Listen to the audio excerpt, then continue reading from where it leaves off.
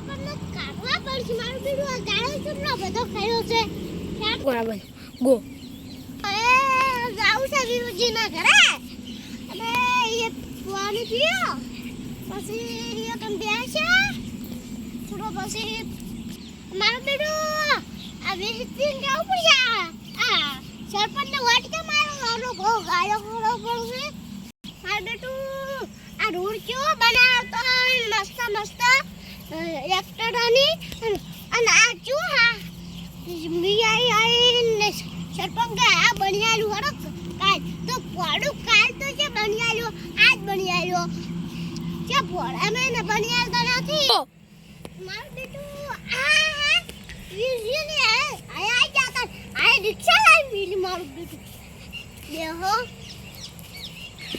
દેહો ઓય કટ કે